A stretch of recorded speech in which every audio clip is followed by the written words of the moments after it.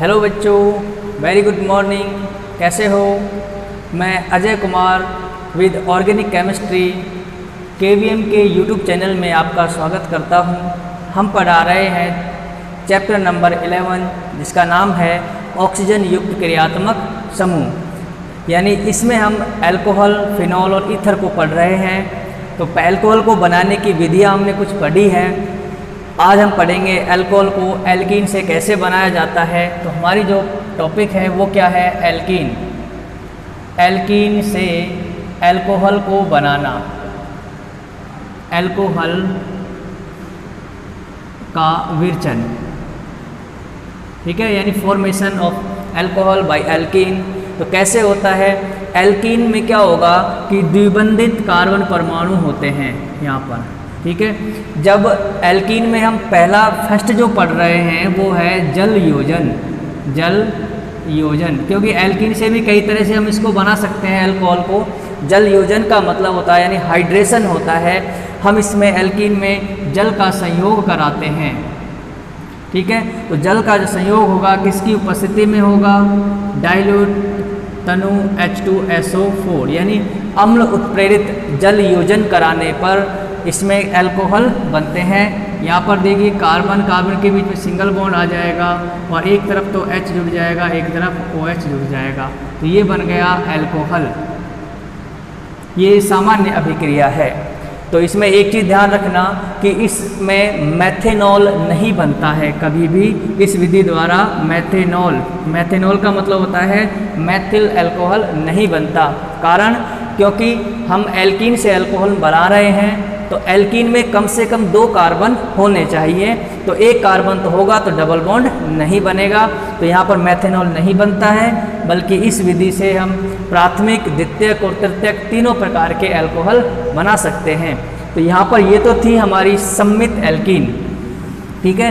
इसमें जल योजन हुआ, जल योजन हो जाएगा अम्ल की उपस्थिति में।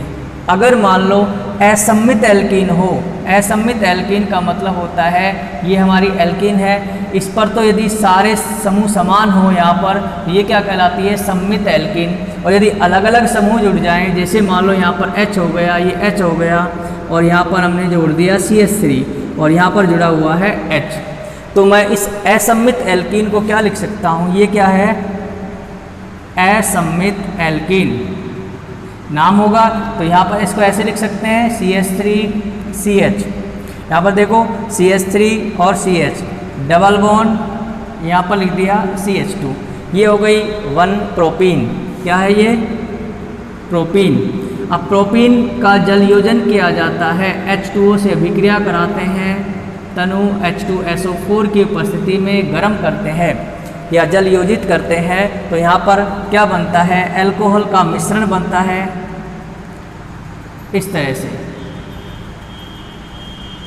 CH2OH प्लस में दूसरा बनता है CH3CH और CH3OH। तो इसमें देखो 2 अल्कोहल बने। एक तो क्या है? प्राथमिक अल्कोहल है, 1 डिग्री अल्कोहल है, और ये है 2 डिग्री अल्कोहल।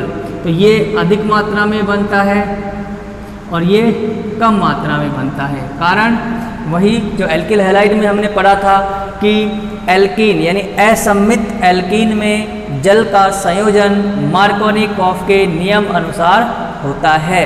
तो मार्कोनिकॉफ का नियम क्या कहता है कि कोई भी इलेक्ट्रॉन धनी यानी द्विबंध के उस कार्बन परमाणु पर जाकर जुड़ता है जहाँ पर हाइड्रोजन परमाणु कम होते हैं। तो इस द्विबंध पर कम है और इस कार्बन पर ज़्यादा हाइड्रोजन है तो OH यहाँ पर जुड़ता है।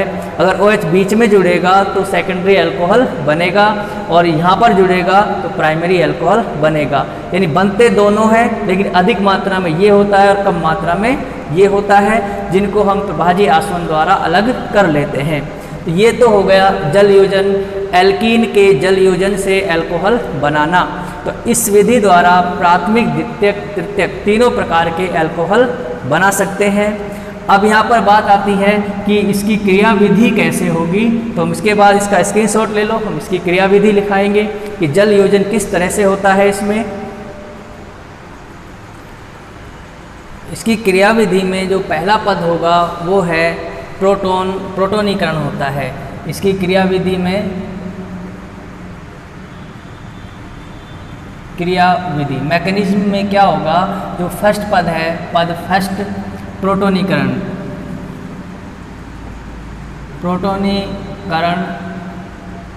द्वारा कार्ब धनायन का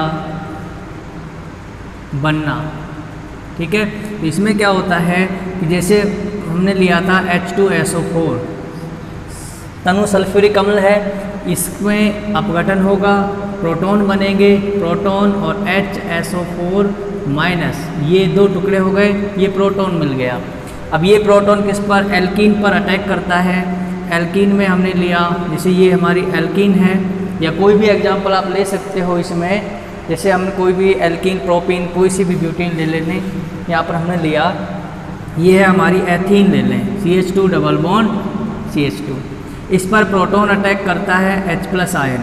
अब ये रिवर्सिबल का मतलब है वापस आ जाएगा प्रोटॉन इसके पास, तो यहाँ पर बंद के इलेक्ट्रॉन समान से विखंडन होगा, कहीं पर भी इलेक्ट्रॉन आ जाए वहाँ पर ये जुड़ जाएगा, या हम इसको इधर भी जोड़ सकते हैं, यहाँ पर ये गया, ये कार्बन माइनस का हो गया, ये हाइड्रोजन यहाँ पर आकर जुड़ जाएगा और ये कार्बन कैसा हो जाएगा, इस तरह से CH3 और CH2+, ये बन गया हमारा कार्ब धनायन या कार्बोकैटायन। तो पहले पद में ये होता है कार्बोकैटायन का निर्माण। अब जो सेकंड पद होता है, पद सेकंड में इस कार्ब धनायन पर कोई नाभिक स्नेही अटैक करता है।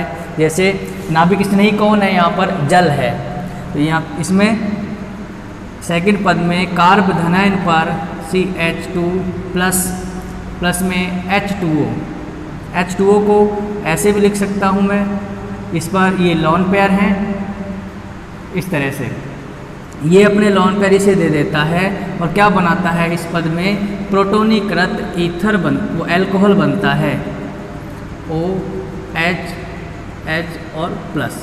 ठीक है, इसे कहते हैं प्रोटोनीकृत एल्कोहल। क्लियर है यहाँ तक। अब प्रोटोनीकृत एल्कोहल के बाद जो थर्ड पद होता है, ये सारे पद रिवर्सिबल होते हैं, इसका मतलब कि ये वापस से वही उत्प्रेरक बाहर निकल जाएगा। पद थर्ड में क्या होगा कि प्रोटोनीकृत, इसका विप्रोटोनीकरण होता है। क्या होता है, विप्रोटोनीकरण, यानी प्रोटॉन का बाहर निकलना विप्रोटोनीकरण कहलाता है। विप्रोटोनीकरण में क्या होगा कि ये CH3 CH2OH प्लस है, ठीक है, एक प्रोटॉन बाहर निकलेगा, इसके इलेक्ट्रॉन वापस इस पर आ जाएंगे और ये क्या बनाएगा, इस तरह से अल्कोहल में बदल जाता है। प्लस में H+ आयन, ये बाहर निकल गया, ये वापस कहाँ चला जाएगा, HSO4 से जुड़कर वापस H2SO4 बना लेता है। तो ये हो गई इसकी जल योजन की क्रियाविधि और जल योजन द्वारा अल्कोहल का निर्माण। इसके बाद नेक्स्ट जो विधि है वो है, हम इसकी हाइड्रोबोरेशन विधि पढ़ेंगे एल्कीन से। इसके बाद जो नेक्स्ट विधि है हमारी, एल्कीन से ही बना रहे हैं। एल्कीन में पहला तो जल योजन था, अब है हाइड्रोबोरीकरण व ऑक्सीकरण, यानी इसमें दो अभिक्रियाएं एक साथ होती हैं, हाइड्रोबोरेशन एंड ऑक्सीडेशन। तो ये होता क्या है कि जब हम एल्कीन को डाइबोरेन के साथ अभिकृत कराते हैं शुष्क ईथर की उपस्थिति में, तो ट्राई एल्किल बोरेन बनता है, जो क्षारीय माध्यम में हाइड्रोजन पेरोक्साइड के साथ ऑक्सीकृत होकर अल्कोहल बनाता है। तो इस विधि द्वारा भी तीनों प्रकार के अल्कोहल बना सकते हैं, प्राइमरी, सेकेंडरी और टर्सरी।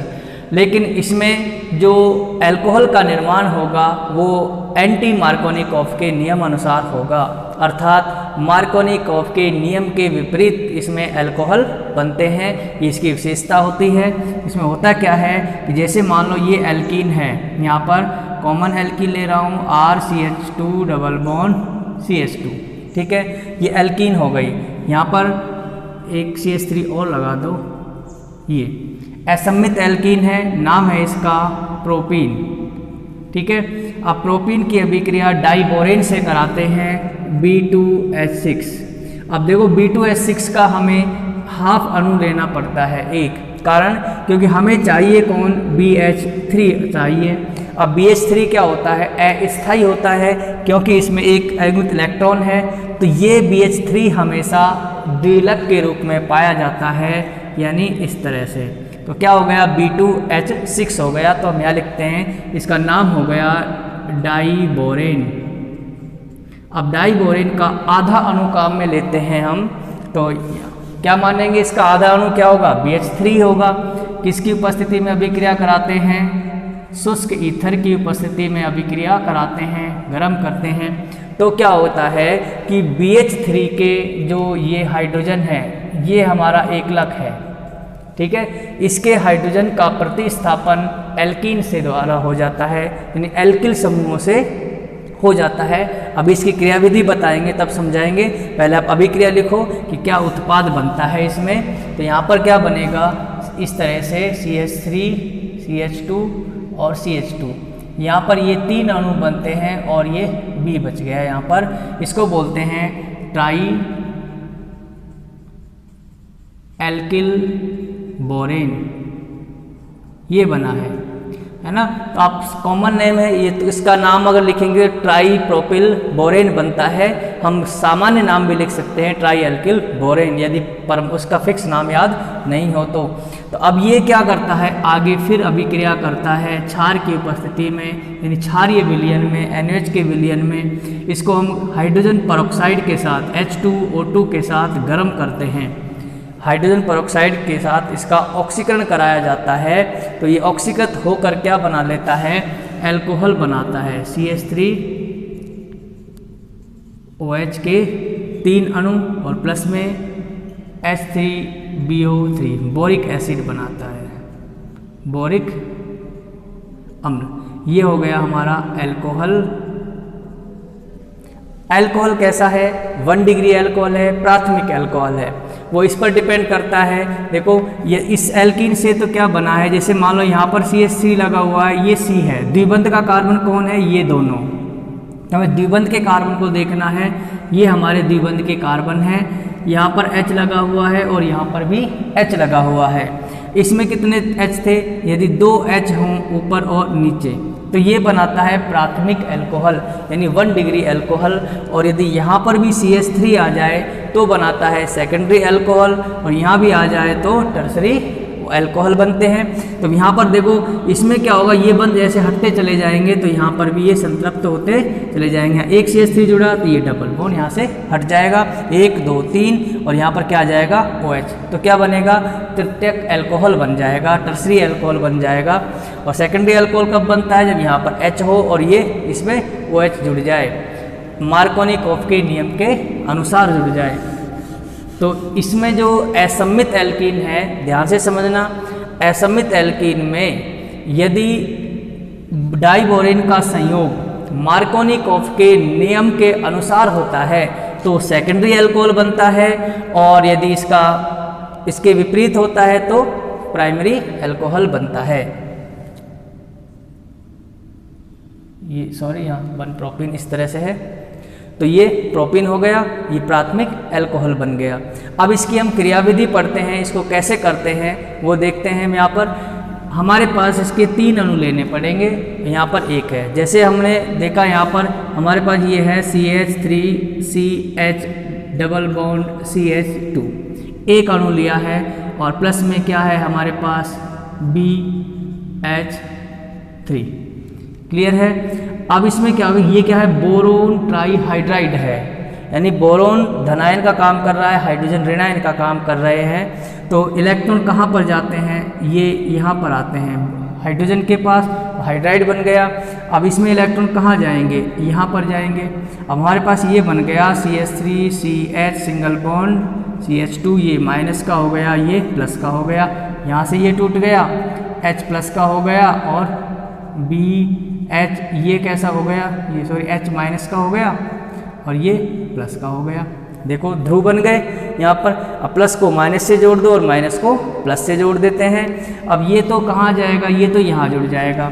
तो क्या बनाएगा यहाँ पर, जो हमारा प्रोडक्ट बनेगा वो होगा CH3, इसके बाद है CH2, या CH2 हो गया भाई, और ये क्या है CH2 है। आगे क्या जोड़ दिया हमने, H और H, ये बन गया हमारा। यानी एक हाइड्रोजन जुड़ गया यहाँ पर, अभी भी यहाँ पर 2 हाइड्रोजन और बचे हुए हैं। इनको जोड़ने के लिए क्या करते हैं हम, इसको मैं मिटा देता हूँ यहाँ से, ये इसको मिटा रहा हूँ ऊपर से, यहाँ पर एक एल्कीन तो जुड़ गई है। अब इसकी अभिक्रिया फिर से हम किससे कराते हैं, फिर दूसरी एल्कीन ले लेते हैं यहाँ पर CH3CH डबल बॉन्ड CH2। अब यहाँ भी क्या होगा, वही जैसे इसमें हुआ था, ये क्या CH2 के पास इलेक्ट्रॉन गए, यहाँ पर इसके किसके पास गए, हाइड्रोजन के पास। अब ये H कहाँ चला जाएगा, माइनस का H है, यहाँ पर आ जाएगा, और B कहाँ से जुड़ जाएगा, इस कार्बन से जुड़ जाएगा, और हमारा प्रोडक्ट बनेगा CH3 CH2 CH2B और CH2 CH3H। देखिए अब इसमें 2 एल्किल समूह जुड़ गए, एक एल्किल और दूसरा एल्किल समूह। अभी भी एक हाइड्रोजन और बचा हुआ है, ये वाला। तो फिर क्या करते हैं, फिर से इसकी अभिक्रिया कराते हैं, किससे, एल्कीन से CH3CH डबल बॉन्ड CH2 से अभिक्रिया कराएंगे, और वापस से क्या बनेगा, यहाँ पर फिर से ये हाइड्रोजन निकलेगा, इसके इलेक्ट्रॉन यहाँ पर आए और इसके इलेक्ट्रॉन यहाँ पर आए। तो ये क्या बन गया, यहाँ पर 3 एल्किल समूह जुड़ गए, CH3 CH2 और CH2। बीच में क्या है, B, यहाँ पर आ गया CH3, एक और जोड़ दो CH3।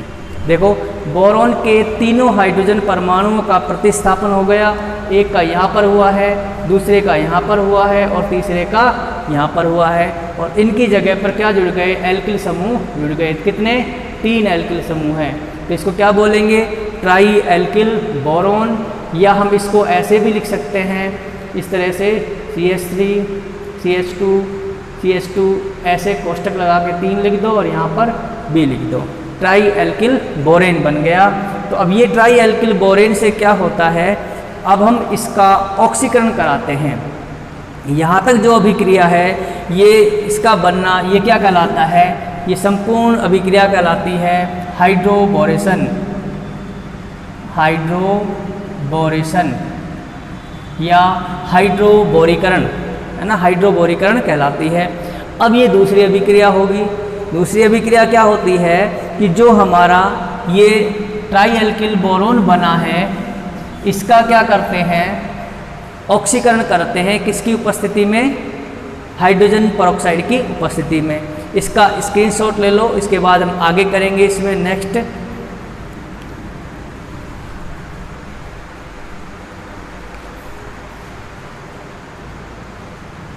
देखो इस अभिक्रिया को मैंने इस तरह से लिख दिया है, ये प्रोपीन की अभिक्रिया ट्राई हाइड्रोबोरेन जिसे कराते हैं, एक हाइड्रोजन हट गया उसका, उसकी जगह ये जुड़ गया, 3 कार्बन की श्रृंखला। फिर दूसरा हाइड्रोजन हटता है, उसकी जगह ये दूसरी एल्कीन जुड़ जाती है। फिर तीसरा हाइड्रोजन हटता है तो तीसरी एल्कीन यहाँ पर जुड़ जाती है। इस तरह से 3 एल्किल समूह यहाँ पर जुड़ गए हैं, 1, 2 और 3। बोरॉन की संयोजकता कंप्लीट हो गई है। अब क्या कराते हैं, यहाँ तक जो अभिक्रिया हुई है, ये सारी अभिक्रिया क्या कहलाती है, हाइड्रोबोरीकरण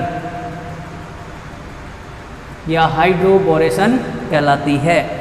अब जो नेक्स्ट अभिक्रिया होगी, इसका जो प्रोडक्ट बना है ट्राई एल्किल बोरेन, इसका ऑक्सीडेशन होता है किसकी उपस्थिति में, क्षार की उपस्थिति में। इसको गर्म करते हैं तो क्या बनता है, हाइड्रोजन पेरोक्साइड के 3 अणु लेते हैं और वो तीनों अणु इनको यहाँ से हटा देते हैं, इनका ऑक्सीकरण हो जाता है और उत्पाद क्या बनता है हमारा, ये बनते हैं CH3CH2 और CH2OH, प्रोपिल, यानी ये 3 अणु बन गए किसके, अल्कोहल के, अल्कोहल का। और प्लस में क्या बनता है, H3BO3, H3BO3, इसको बोरिक अम्ल भी बोलते हैं, बोरिक अम्ल। अब ये बनता कैसे है, मैं यहाँ समझा रहा हूँ कि जैसे देखो हमारे पास बोरॉन है, बोरॉन से क्या जुड़े हुए थे, 3 एल्किल समूह जुड़े हुए हैं। एक एल्किल समूह यहाँ पर है CH2 और CH3। हम इसकी अभिक्रिया किससे कराते हैं? हाइड्रोजन परऑक्साइड से कराते हैं। ठीक है, ये इससे हो गया। दूसरा एल्किल समूह भी यहाँ पर जुड़ा हुआ है, CH2, CH2 और CH3। इसकी अभिक्रिया भी क्या कराते हैं? दूसरे हाइड्रोजन परऑक्साइड के अणु से। हमने 3 अणु ले रखे हैं, हाइड्रोजन परऑक्साइड के 3 अणु हैं। एक अणु ये लिख दिया, एक अणु ये लिख दिया। तीसरा अणु है यहाँ पर, जैसे मान लो CH2 और CH3। एक तीसरा अणु है यहाँ पर HOH परऑक्साइड। अब यहाँ ध्यान से देखना कि एक अल्कोहल का अणु तो ये बाहर निकल गया, ठीक है। दूसरा अल्कोहल का अणु कौन सा निकल गया? इसको ये निकाल दो। और तीसरा अल्कोहल का अणु क्या कर दें हम? इसको ऐसे ये निकाल दो, दिख रहा होगा। अब देखो CH3, CH2, CH2OH कितने अणु हैं? 1 2 3, तो 3 अणु ये निकल गए प्रोपेनॉल के। अब ये कैसे आया? बोरोन बचा है बीच में, यहाँ पर बोरोन से कितने OH बचे हैं? 1 OH, 2 OH और 3 OH। 3 OH जोड़ दो यहाँ पर, 1 OH, 2 OH और तीसरा OH, ठीक है।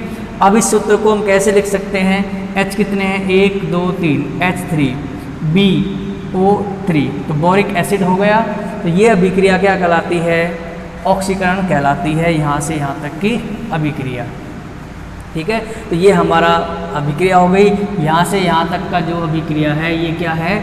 ऑक्सीकरण। तो इस तरह से हाइड्रोबोरीकरण ऑक्सीकरण की अभिक्रिया कंप्लीट होती है, जिसमें उत्पाद मार्कोनिकॉफ के नियम के विपरीत बनता है। अब देखो कैसे बना। यहाँ पर ये द्विबंध का कार्बन है और ये द्विबंध का कार्बन है, तो इन दोनों कार्बन में से ऑक्सीजन OH समूह किसके साथ जुड़ा है? OH जुड़ा है यहाँ पर प्राथमिक कार्बन से, है ना। प्राथमिक अल्कोहल बना। अगर मान लो ये OH इस बीच वाले कार्बन से जुड़ता तो सेकेंडरी अल्कोहल बन जाता। इस तरह से इस अभिक्रिया द्वारा एंटी मार्कोनिकॉफ के नियम अनुसार अल्कोहल बनते हैं। इसका स्क्रीनशॉट ले लो। इसके बाद जो नेक्स्ट अभिक्रिया है वो भी एल्कीन से है। ये इंपॉर्टेंट अभिक्रिया है, वेरी इंपॉर्टेंट अभिक्रिया। एग्जाम में जरूर क्वेश्चन आता है इसमें से, हाइड्रोबोरेशन में से, ठीक है। इसको पहचानना है और करना है। इसके बाद है एल्कीन के ऑक्सी मर्क्यूरीकरण व विमर्क्यूरीकरण। इसमें भी 2 अभिक्रियाएं एक साथ होती हैं कि पहले तो मर्क्यूरिक जुड़ती है और दूसरी में मर्क्यूरिक बाहर निकलती है, यानी Hg बाहर निकलता है। इसको ऑक्सी मर्क्यूरेशन एंड विमर्क्यूरेशन भी कहते हैं। तो अभिक्रिया होती कैसे है कि जब एल्कीन की अभिक्रिया हम क्या करते हैं? Alkene CH3 CH2 double bond CH2, ये है हमारी 1-ब्यूटीन। इसे क्या कहते हैं? 1-ब्यूटीन या ब्यूटीन भी लिख सकते हैं इसको, 1-ब्यूटीन। इसकी अभिक्रिया हम कराते हैं मर्क्यूरिक एसीटेट के साथ टेट्राहाइड्रोफ्यूरेन की उपस्थिति में। इसको हम गर्म करते हैं, यानी इसका ऑक्सी मर्क्यूरीकरण कराते हैं। तो क्या बनता है? योगोत्पाद बनता है, एडक्ट बनता है, जिसमें कोई बाहर नहीं निकलता है। अभिक्रिया किसकी उपस्थिति में होती है? टेट्राहाइड्रोफ्यूरेन, ये उत्प्रेरक है, इसकी उपस्थिति में अभिक्रिया कराते हैं। जलीय होता है, प्लस में H2O। यहाँ पर किसके साथ अभिक्रिया कराते हैं? मर्क्यूरिक एसीटेट CH3CO, यहाँ पर ये 2 और Hg, इसको ऐसे लिखते हैं। ये मर्क्यूरिक एसीटेट है। क्या है ये? Mercuric acetate. इसके साथ अभिक्रिया कराते हैं तो एडक्ट बनता है, योगोत्पाद बनता है। किस तरह से होगा वो? CH3 CH2 CH, इससे OH जुड़ जाएगा, यहाँ पर सिंगल बॉन्ड CH2O